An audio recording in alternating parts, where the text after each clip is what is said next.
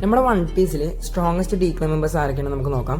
വീഡിയോയിലേക്ക് കിടക്കുന്നതിന് മുന്നേ എൻ്റെ ചാനൽ ആദ്യമായിട്ടാണെന്ന് സുഹൃത്തുക്കൾ ചാനൽ സബ്സ്ക്രൈബ് ചെയ്ത് സപ്പോർട്ട് ചെയ്യാം. അതുപോലെ തന്നെ ആനിമി ഇഷ്ടപ്പെടുന്ന സുഹൃത്തുക്കളിലേക്ക് എൻ്റെ ചാനൽ ഷെയർ എത്തിച്ചു കൊടുക്കാൻ മറക്കരുത്.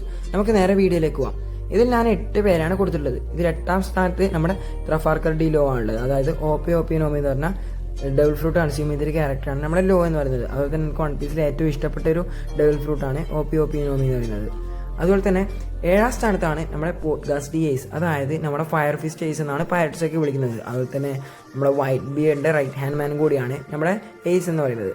അതുപോലെ തന്നെ 6ാം സ്ഥാനത്താണ് നമ്മുടെ മങ്കിയുടെ ലൂഫി, അതായത് ഫ്യൂച്ചർ പൈററ്റിംഗ് ആകാൻ പോകുന്ന ക്യാരക്ടറാണ് നമ്മുടെ ലൂഫി എന്ന് പറയുന്നത്.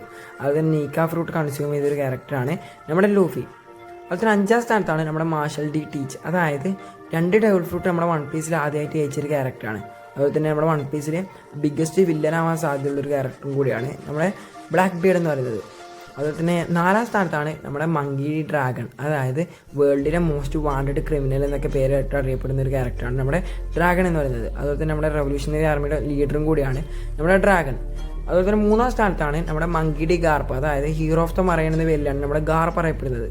അതുപോലെ തന്നെ 2ാം സ്ഥാനത്താണ് നമ്മുടെ ഗോൾഡി റോജറിനെ കൊടുത്തിട്ടുള്ളത്, അതായത് നമ്മുടെ വൺ പീസിലെ പൈററ്റ് കിങ് ആണ് നമ്മുടെ ഗോൾഡി റോജർ. അതുപോലെ തന്നെ വൺ പീസ് എന്ന ട്രഷർ ഡിസ്കവർ ചെയ്തൊരു ക്യാരക്ടറാണ് റോജർ എന്ന് പറയുന്നത്.